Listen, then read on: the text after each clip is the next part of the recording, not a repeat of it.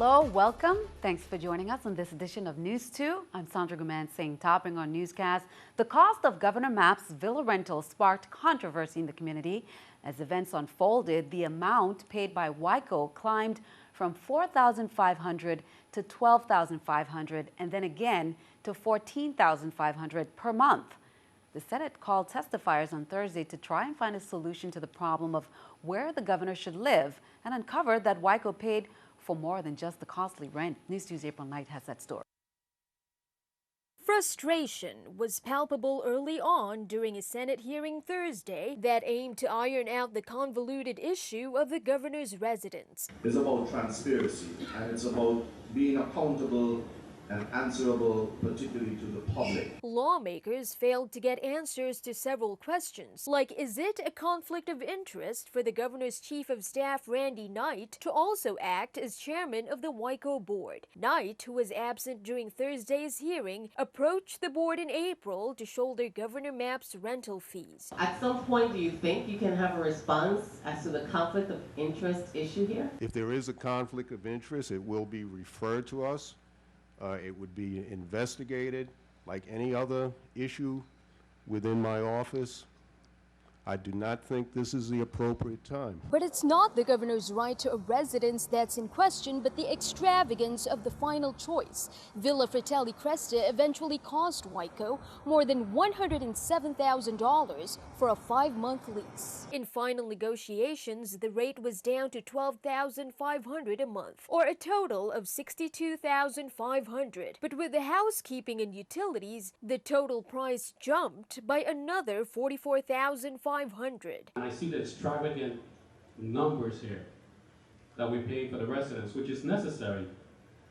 But damn, from a moralistic point of view, we are wrong. To top it off, the lease itself, its terms now paid for, was unsigned. Not one of the 7 testifiers knew where the governor is currently staying on St. Thomas. Reporting for News 2, I'm April Knight. Senators also engaged testifiers in finding solutions for the dilemma. We'll have more from that Senate hearing in a later newscast. Meanwhile, the Office of the Inspector General, headed by VI Inspector General Stephen Van Beverhout, defended its fiscal year 2016 budget before the Senate Finance Committee on Wednesday. The Inspector General explained why they're not asking for more money and also gave some updates on a popular case investigated by the office. News2's April Knight has details.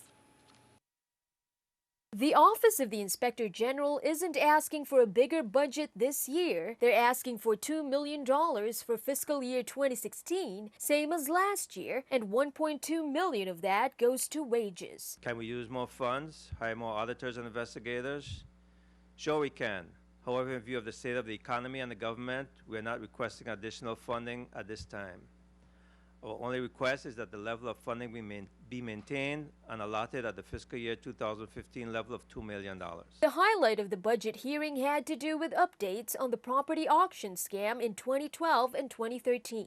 During that time, the Real Property Tax Division of the Lieutenant Governor's Office held rigged property auctions marked by a manipulated bidding scheme orchestrated by a handful of bidders. Deceitful bidding practices ended up freezing the bidding process and closing out other bidders. Within the year and a half that the IG investigated, 15 properties did not go to the highest bidder on St. Thomas St. John and 1 on St. Croix. According to Inspector General Stephen Van Beverhout, his office should be finishing a report by the end of the year. We are in the fieldwork phase of this inspection and we hope to complete it within the next 2 months. That could result in some of the sales done during the rigged auctions to be revoked. It could also end up in residents getting reimbursed. We found the need to review the disposition of funds collected, deposited, and returned to the various bidders and original property owners. For News 2, I'm April Knight.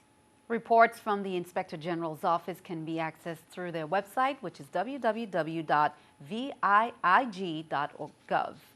Senator Myron D. Jackson encourages the Department of Public Works to start a bus loop system to improve service to persons who live in the country on St. Thomas.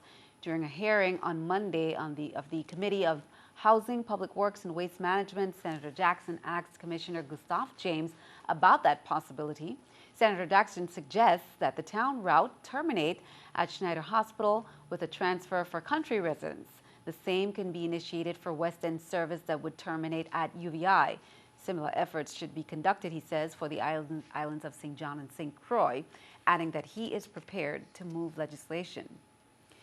Well, Seaborne is responding to a protest about their prices this week.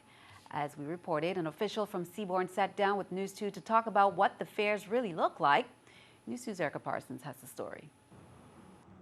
The $314 Seaborne fare a St. Croix man paid for a round trip to St. Thomas last month is not typical. With most airlines, if you were to take American Airlines or one of the larger airlines and you were to go in and to buy a last-minute seat on a flight, you would pay full coach fare.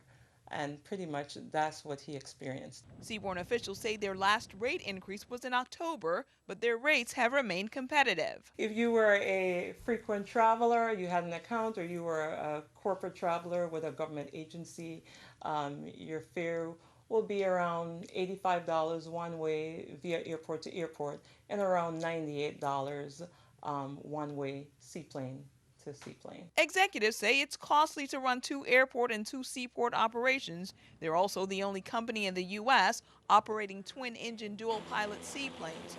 Recently, they've also invested heavily in operations, and while regular fares may hover around $240 round trip, there are special fares and programs regularly. Right now we're offering a sale where you can do a $50 one way, so $100 round trip. The company says even though they've moved their headquarters to Puerto Rico, they're committed to the VI. They have more than 170 employees locally, and they're continually giving back to the community. Seaborne Airlines is a good neighbor to the community of the U.S. Virgin Islands. And I could say that personally because as the sales manager for the U.S. Virgin Islands, I've personally worked with many of our youth groups, and we moved 40 players to Puerto Rico to compete in tournaments free of charge, and we continue to support the United Jazz Foundation with Dean Parson. Residents should consider that the seaplanes are maintained and based in St. Croix and overhauled nightly to keep them running. Erica Parsons, News 2. In other news, DPNR advises delinquent tenants of the Gustave Cattell Fish House in Frenchtown that all past due rent must be paid before Monday, July 13, 2015, or before the renewal of the Fisher's boat and commercial fishing license. DPNR records indicate a delinquent balance of rental fees on many of the rooms. In accordance, they say, with the provisions of the lease, DPNR will elect to terminate your lease, re-enter and reclaim possession of the leased premises and/or exercise any other legal action. Failure to bring current unpaid rental fees will result in the termination of the lease. Monthly rental payment is $70, and it's to be paid on the first business day of each month. You can give DPNR a call for more information. A new initiative could have some positive implications. According to Virgin Islands Congresswoman Stacey Plaskett, she expressed her support for it to increase access to solar energy in low-income communities announced by the White House. In June, she participated in a roundtable discussion at the White House where the Obama administration affirmed its commitment to bring federal initiatives to drive solar deployment in low-income communities and affordable housing. Plaskett said she was able to use the roundtable as an opportunity to reiterate the importance of decreasing energy costs and the critical importance of the president's initiative to communities with unique energy challenges like the USVI.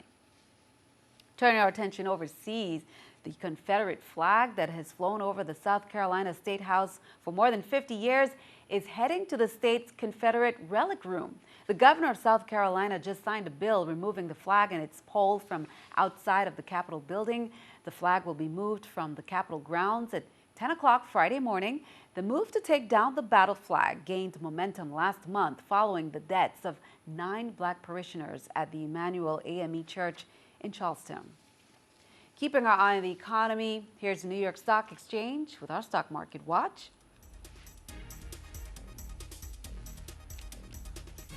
As we can see, everything's up. The Dow up 33, NASDAQ up 12, S&P 500 up 4.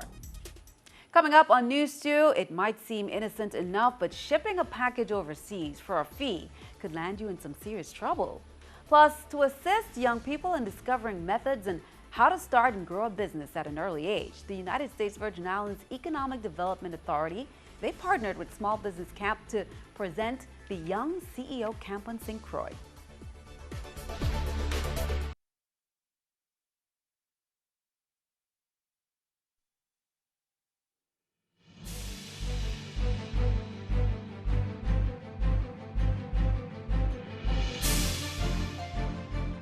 One local summer camp is helping young people learn how to become entrepreneurs. The Economic Development Authority, in partnership with the Small Business Camp, has been hosting a Young CEO Camp all this week. The 5-day program is training young adults how to turn their ideas into profit. NEWS2's Erica Parsons has more. Dozens of teens and young adults have been learning how to take their ideas and turn them into businesses. I'm very interested in the music business, but he have us doing stuff on the side, which is really helpful. Like we are doing T-shirts.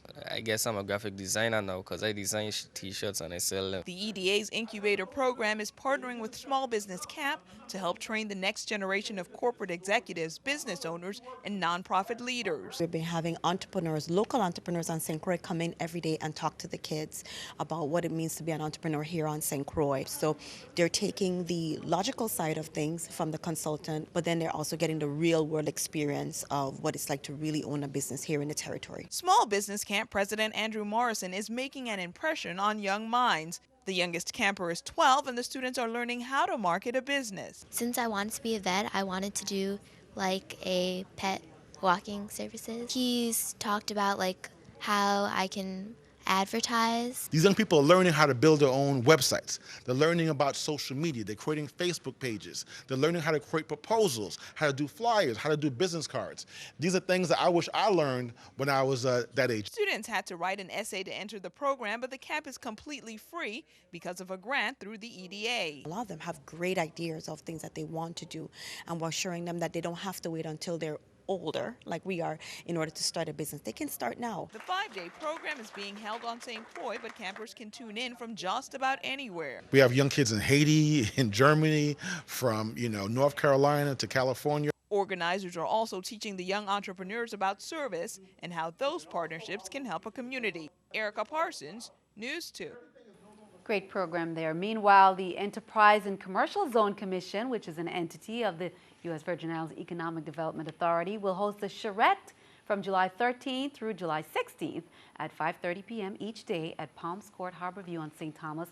The residents of Savannah and Down Street and the general public invited to participate. Panelists who specialize in various subjects in collaboration with the general public will come together to share their ideas, opinions, and possible solutions to the challenges in the neighborhoods of Savannah and Down Street. And here is the schedule right there. Monday, July 13th, historic and cultural aspects. Tuesday, July 14th, environmental impacts and infrastructural challenges. Wednesday, July 15th, social issues and housing. And Thursday, July 16th, economic development.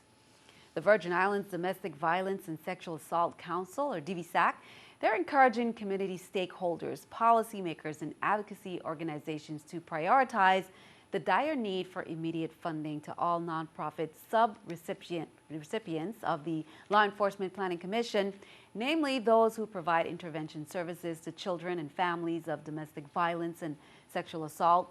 DBSAC has been working collaboratively with the Family Resource Center, the Women's Coalition of St. Croix, Men's Coalition of St. Croix, Viva for Children, CASA, and Legal Services of the Virgin Islands to organize, they say, a unified approach. The request will be sent to Governor Mapp, delegate to Congress, OMB Commissioner, and senators of the 31st Legislature. Well, now that it's summertime, here's a great plan for all to kind of, put on your calendar. St. Croix Landmark Society is presenting a week-long celebration of culture, history, and family. That's from July 12th to the 19th at Estate Wim Museum. Now, on Sunday, July 12th at 3 p.m., there will be a ceremony to honor ancestors and exhibit openings, Life in the Big Yard, sugarcane field implements. On Monday, July 13th at 3 p.m., Places That Matter. Explore a long grow house. On Monday, July 13th, 7 p.m., there will be a workshop getting started with your family, history, and emancipation, case study, connecting to the emancipation heroes in your family. Tuesday, July 14th at 9 a.m., Places That Matter, in the footsteps of the ancestors at the slave market site. Then Tuesday, July 14th at 5 p.m., again, Places That Matter, Sandy Point. Thursday, July 16th, 5 p.m., an evening in the Big Yard. Then Friday, July 17th, later on, 5 p.m., Places That Matter, Sandy Point. July 17th at 6 p.m. to 12, Grand Crucian Quadrille Under the Stars. And then Saturday, July 18th, 3 p.m., Traces of the Trade documentary and the panel discussion. Saturday, July 18th, 6 to 10 p.m. It's Poetry and Music Night. And then Sunday, July 19th, from 12 to 6, Old Time Family Day, ending with a drumming circle. Christiansted will be busy this weekend. On Friday, Christiansted business owners will be hosting Jump Up. And on Saturday, it's the annual Downtown Shutdown event. VI Police want everyone to be aware that there will be parking restrictions in place, and those rules should be followed for Jump Up. Starting at 5 p.m. until it ends, there will be no parking on King Street, no parking on Church Street between King and Company Streets. There's also no parking on Queen Cross Street from the intersection of King and Queen Cross to the parking area next to the boardwalk.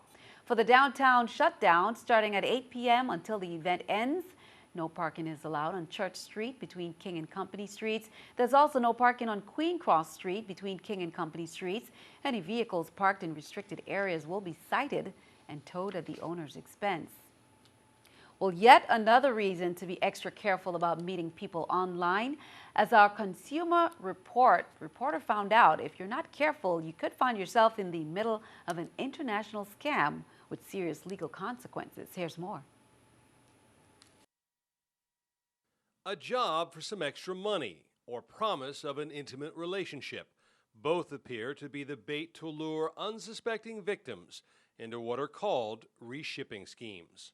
The scam starts online. They befriend these people, make them promises sometimes, promise them romance, promise them money, promise them all kinds of different things, and then they hook them into accepting packages for them.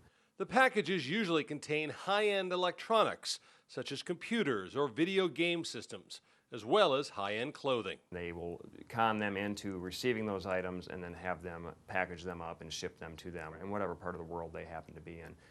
The items are usually bought with stolen credit cards by con men living abroad who need a middleman to ship them. Those con artists can be persuasive. One popular line is telling victims the items are needed for an orphanage. And I'm trying to obtain these items for the kids. A lot of times I'll use kids in other countries and say that that's what they're doing it for. But when in fact, obviously, they're not. It's just a big scam. When inspectors tell the unsuspecting middlemen they are wrapped up in a scam, most are very contrite. Embarrassed at first because they feel bad that they've been taken advantage of, and they think to themselves, how could I possibly have fallen for this? Postal inspectors say this cliche is true. If it seems too good to be true, it likely is. You're never going to get paid, and that you're never going to get what is promised to you, whether that be romance, whether that be money, whether that be whatever. It just never happens. And that was our Consumer Reports. Be sure to stick around. Your News2 AccuWeather forecast comes your way next.